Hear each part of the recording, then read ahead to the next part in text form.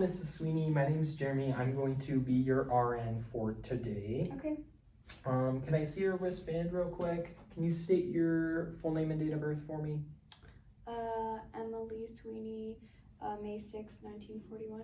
Okay, and then who's with you today? This is my daughter, Sydney. Okay, is it okay if she stays in here while I ask you some questions? Yeah, she's takes care of me. She takes care of you? Mm-hmm. Okay. We live together and I take care of her. All right. So what brings you into the hospital today? Have you noticed anything that brings you into the hospital today as well?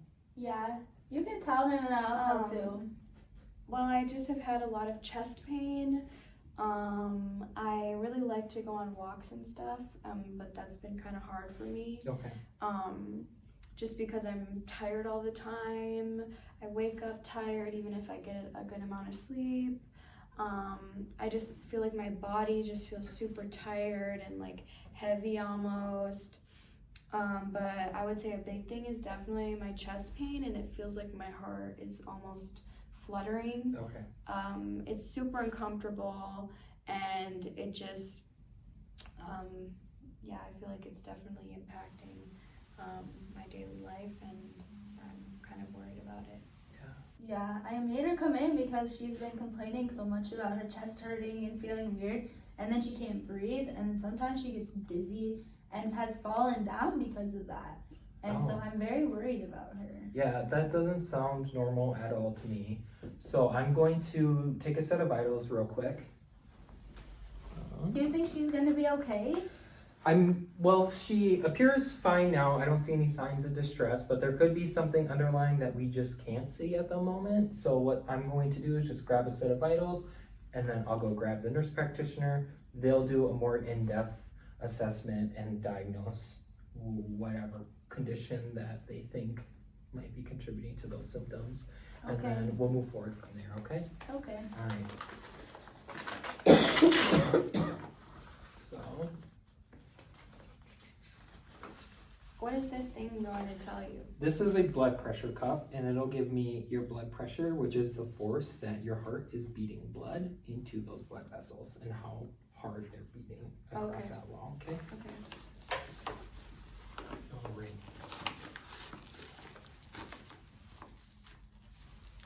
All right, and then I'm gonna go ahead and take it.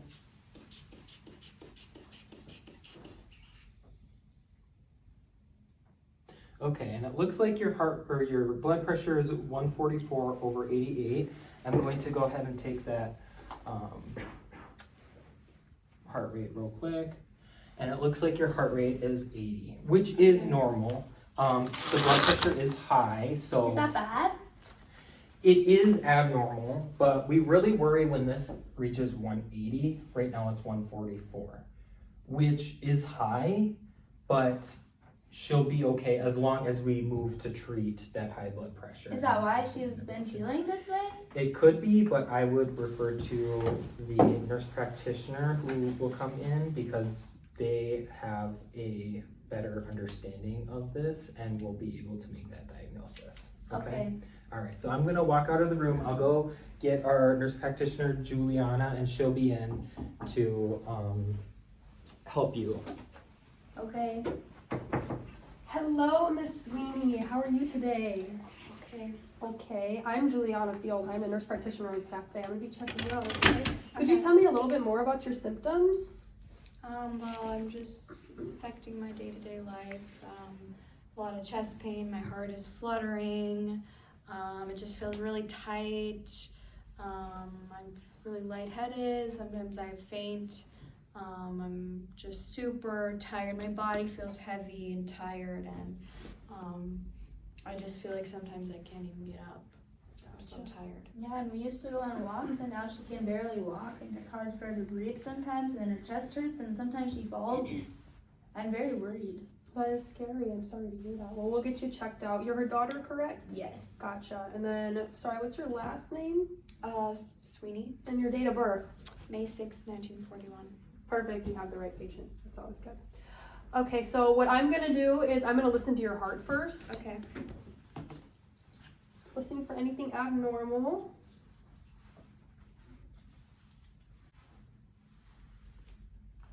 Just have you sit still and breathe normal, okay?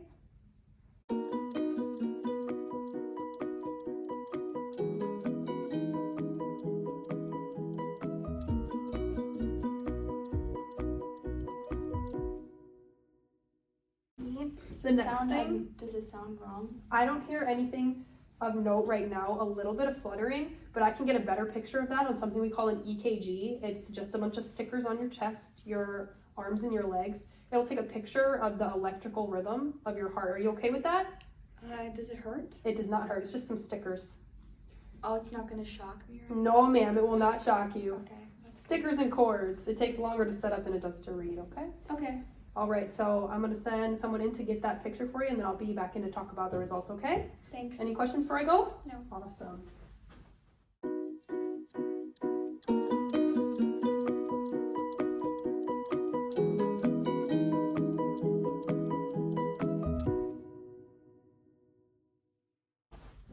All right, so we got your EKG back. This is what it looks like.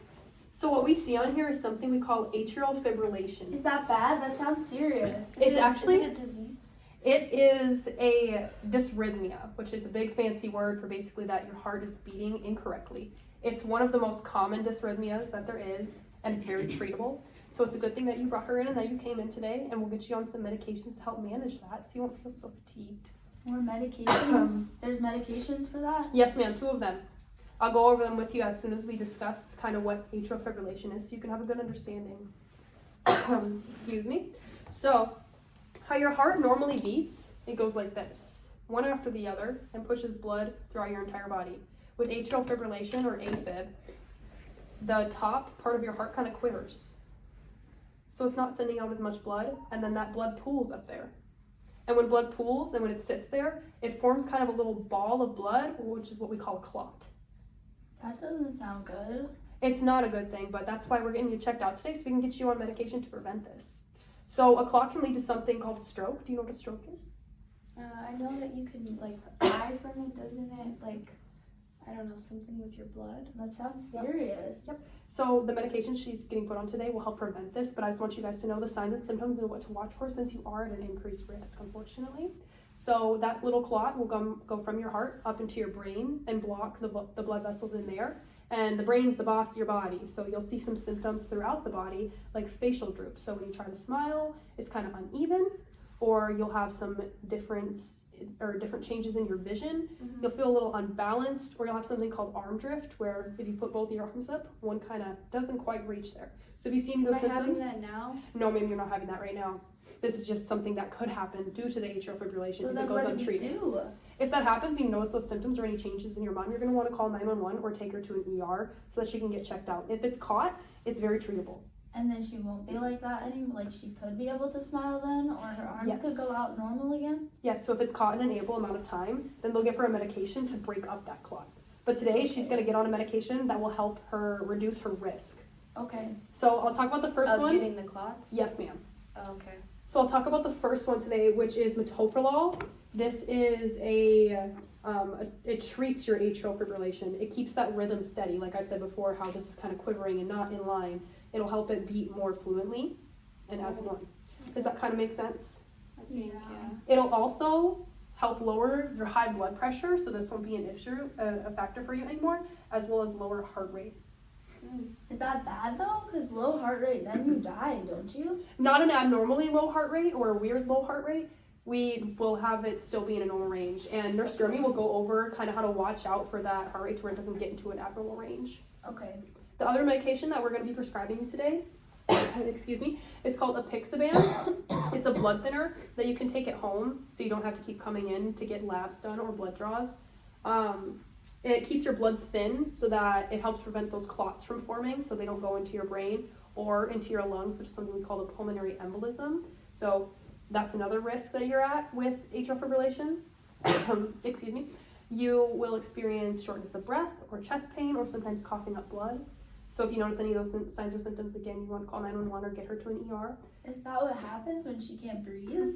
Or by No, chest not pain? necessarily. Since the atrial fibrillation, your heart isn't pumping enough blood to your body. It's kind of fatigued and feels a little more weak and tired, which is what you're experiencing right now. So hopefully that metoprolol and that apixaban in combination will help prevent all these issues from Is that happening. why I like faint? Because Yes. there's not enough blood going to my brain? Yes, that can be an issue as well with atrial fibrillation because your blood is not pumping adequately. So just another couple key points that we're looking at on your chart here is you want to eat a low salt, low fat diet. So kind of those leafy greens, vegetables, those heart healthy foods. Can I drink? We're actually going to want to avoid excessive alcohol or caffeine use because that puts stress on your heart. Yeah, we have that sometimes because we always go out for coffee. with In our moderation friends. is okay, but just know that she is at risk for some things like heart palpitations or interfering with the metoprolol to where you'll start feeling those symptoms again. So it's just better to Okay. not drink as much caffeine or alcohol to keep Why your heart can't I healthy. drink alcohol? It puts stress on your heart. Oh, really? Yes, alcohol is not good for the body, so if we just take that out of the diet, it's much better for the heart. Does that kind of make sense? You also want to incorporate some exercise into your day-to-day life, like 10-minute walks. You'll start to feel a little less fatigued now, so that'll be easier because you guys said you like to go on walks, right? Mm-hmm. So if you could get those We go back to in. water aerobics. Yeah, if you feel up to it, definitely, that would be good. Just exercise as tolerated. Whatever your hobbies are, you can hopefully get back into them. You also want to manage your stress levels, excuse me, to keep that stress off of your heart again. And then just the big ticket items, if she were to faint, have chest pain, you experience shortness of breath, or your heart rate here goes under 50, you want to call 911 or get her to an ER. And Nurse Jeremy will go over kind of how to assess those vitals. Do you guys have any questions for me? Well, she's already taking like 100 medications, so Mhm. is this okay for her to take with all of those? Yeah, these were prescribed and looked at by a pharmacist to make sure that there's no contraindications, which is kind of like the meds interact with each other in a bad way, to Okay. make sure that everything meshes well, which there was no contraindications, so everything should be okay. Okay. All right, do you have any questions? Otherwise, Nurse Jeremy will come in here. Yeah. No Perfect. questions. Good luck with your AFib, and I hope you guys have a good rest of your day. Thank you. Come in. All right. One more time. Can I see that wristband real quick? All right. Can you state your full name and date of birth?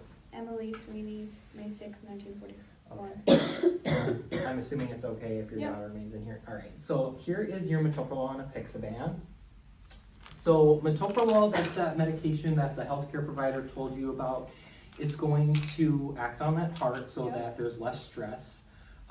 What it does is it'll lower that blood pressure. Remember that vital from before, the 144/88. It'll lower that number, and that's going to produce less stress on your blood vessels, and hopefully it'll help your heart reach normalcy. Could it be too low if she's on this medication? It can. So metoprolol will lower that blood pressure. And so what we want to ensure is that the metoprolol isn't under, or when it's being administered, that her blood pressure is not under 190 for that top number. So we have 144. Under 90? Under 90. So if it's How do I under know if 90, it's under 90 or not? so what we're going to do is we're going to take a blood pressure. Remember that cuff that I showed you earlier when I was Yeah. doing that and it showed up on the machine? So we have a few different ways of doing that. You can do that with the machine automatically, or you can do it yourself. Okay. And if you feel like you don't get an accurate reading, I can work with case management, and then they can have some kind of arrangement, or they can find a home health aide or something that can, or someone that can come in and measure those vitals before she takes this medication. But we do want to take a blood pressure before taking metoprolol because it does lower that blood pressure, and with a lowered blood pressure, what we see is maybe some dizziness, maybe some fatigue, maybe some unsteadiness, tired, you might feel tired. So that's why it's important that we get that blood So pressure. she's already feeling like that, so this medication's gonna make her feel the same way? It can make her feel the same way. That's why, as a nurse practitioner was saying, or has said in her discharge notes, is that activity and good nutrition will help offset that fatigue she's already feeling. And the more exercise you get, the more tolerance you build up, and she, in the long run, won't feel fatigue. Remember, this is a side effect, so she can feel this. It's not, But maybe she won't. maybe she won't, and if she I hope incorporates, not. I know, and if she incorporates these other interventions, then she will probably be okay in that. Okay.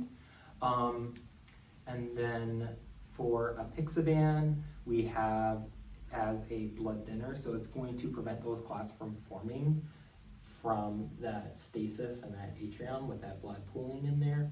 And so because it is what we call a blood thinner, she's at risk for bleeding.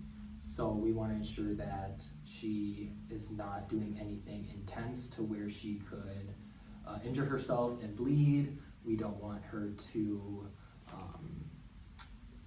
be in contact with or around sharp objects that could pose a risk. And we want to ensure that there are no pressures on her, like a hard surface, or if she does sit on hard surfaces like a chair, that she gets up and walks around to relieve that. We don't want to create an injury, and we want to prevent her from falling, because even though we might not see any bleeding inside, there could be some bleeding that we would want to watch out. So what am I supposed to do if she falls and then she starts bleeding and then I don't know and then she's dead? I would be so sad. Well, that's why if she does fall, that you take her to the ER or you call 911, and then they will do focused assessment and they will bring her in. They will hook her up to all kinds of machines and they will treat her for that fall and monitor for thin blood and bleeding. But because she's on a blood thinner, we don't want her to be taking any other blood thinners that will make her at an even higher increased risk for bleeding. And then we want What are other blood thinners that I would take? Warfarin, for example, is another blood thinner. Clopidogrel is another. Are those on her? Do they know she's not taking those? Because she has so many medicines and I don't know what they do. I just give them to her. It'll be in her medical chart, but she should wear a bracelet or some kind of identification on her, maybe in her wallet, that identifies that she is at a bleeding risk or is taking blood thinners, so that in the event of an emergency, like maybe she's not conscious or awake, they will be able to read that and quickly understand that she's on some type of medication that thins her blood. All right? What other medications will I not be able to take? Warfarin and clopidogrel. Those are both blood thinners. In a hospital, we generally want to stick to one, like maybe you'll be given heparin, maybe it's up to the discretion of the pharmacist or the healthcare provider to decide which medications. Sometimes they do have you on multiple blood thinners. It's just as you're taking them as they are, you don't want to. So with these tablets, we just want to keep them, we want to take them as prescribed, essentially. So what about the metoprolol thingy that she's taking? You said that helps her high blood pressure, but how does that help that fib thingy? So remember how the nurse practitioner came in and was talking about how those stresses on the heart, that atrium is kind of quivering and that can cause some of that pain. So that blood stays up there and that becomes an issue. So what it's doing is it's acting on those hormones, like you might know it as epinephrine, that creates those contractions. And so we're essentially helping the heart out by blocking that hormone. And so that heart will start to hopefully run a little bit better. But it's going to slow her heart down, and slowing your heart down makes you die, right? Well, if it drops below 60 beats per minute, which is that pulse that I showed you about, right? So how does she check my pulse? That? Okay, so let me show you. Go ahead and grab her arm. Okay. And what you're gonna do is you're gonna feel with your 2 fingers on this little divot right here beneath your thumb. Okay. And can you feel it? That little pulse? Yeah. Okay, so what you're gonna do is you're gonna count that for a full minute, and that full minute will be her pulse in numbers each time you hear that. So what should it be? Generally above 60. What if it is 60? If it is 60, that's okay to administer the medication. We worry about if it drops below 60. So if she has a lower blood pressure than 90 and her heart rate is below 60, then I shouldn't give her the medicine. Correct. But also, do you swallow pills? No, I don't like No. swallowing So pills. how do I do that? Can I crush it? Because some of her other meds can't be crushed, and then she gets really mad when I tell her she has to swallow the pills. Yeah, I hate swallowing pills. Okay, so with this medication, we're giving it in a tablet form. Generally, tablet forms can be crushed. This one specifically, you can be crushed. But before you even think about crushing any kind of medication, you should check in with the pharmacist. They'll tell you for sure if it can be crushed or if it can't be. If it comes in like that pill form, it kind of looks like that oval shape, then you wouldn't. Those are extended release. So Okay. always check with the pharmacist. This one can be crushed, so if she wants to take it with applesauce or pudding or any other soft foods, she can. And it's very important that you adhere to taking this metoprolol. If you stop taking it abruptly, your hypertension and your What is atrial- hypertension? the high blood pressure. That's what that means? Yes. Okay. We call that hypertension because she's above 130. She is considered hypertensive. But Okay. all that matters is that it is a high blood pressure. How many times a day do I take this? You will only take it once a day. Okay. And then with the blood thinner, we have made sure that there is no lab work that needs to be done, so you don't have to come into the hospital to have any lab work done. And then just avoiding all those bleeding risks like the falling. Some medications might say NSAID on it, NSAID. They're usually, maybe you've heard of ibuprofen. Yeah. Those medications can also increase bleeding risk. We recommend that she doesn't take that. And if she What is about taking, naproxen? yes. Yes. She can take naproxen or No, no? she cannot. Oh, No. okay. No? Okay. Naproxen So what's is she a, supposed to take if she's like hurting, like Yeah, in I have a pain? headache. I Like have she has headaches like all the headaches time. all the time. so that is something you would ask your healthcare provider, and then they'll prescribe you. What about what's it called? Acetaminophen. Tylenol? Yeah. Is that acetaminophen? Yeah. Yeah. That. That medication is okay. It is not an NSAID. So she Oh, can okay. take that with this metoprolol. There's separate things we worry about with that medication, but with metoprolol, we don't find that there's anything of conflict that we would be worrying about. All right. Okay? Okay. When are we supposed to like since she has so much other medicines, they tell us some things that you have to do it when you should call the doctor. Like So- when should I call the doctor? It's like how am I supposed to know she's dying if she's taken too much of this medicine? If you think, remember those side effects. If you think those side effects are inhibiting her daily life more than normally, that is something you would convey to the healthcare provider. Maybe they'll lower her dose. If you worry about drug interactions, like if one medicine interacts with another to cause some bad thing to happen, then you would also check in with the healthcare provider Okay. or a pharmacist. They can answer those questions for you. And if she's taking so many medications that you can't keep track of them, taking or having some way to organize them, like a pill organizer or a home health nurse who can come in and do those schedulings for her or administrations for her, that'll help relieve some of those. Would that help you Yeah, to I have think a so. schedule? Yeah, I think the pill. I like the pill organizer thing because then I always forget what time to take things at. So. Okay. Okay, let's do that. Okay. Okay, so can you guys, just for the sake of understanding and remembering, tell me what I just told you as it relates to metoprolol and apixaban? It could make me more fatigued. That's a side effect of the medication. Which medication? Of the metoprolol. Yep. For the apixaban, I need to let people know that I'm at bleeding risk, and I need to be careful, like making sure that I'm not doing anything that could put me at risk for bleeding, like running into things, falling,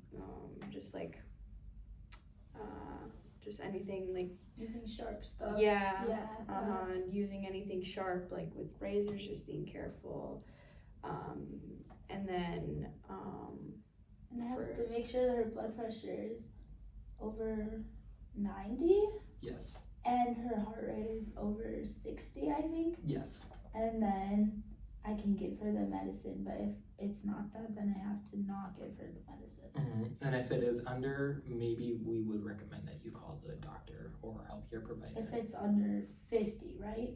Yes. Okay. Okay. Yeah. Well, good. I'm glad you guys are able to fully understand the extent of taking these medications now. okay. Okay. Thank you. Yeah, of course. Do you have any other questions before I finish filling out the discharge paperwork? No. Okay, well, I'm going to leave then. That's your medication. I'll go ahead and grab the prescription order for how to take it, and we'll see if we can get you out of here, all right? All right, thank you. Yeah, of course. Thank you.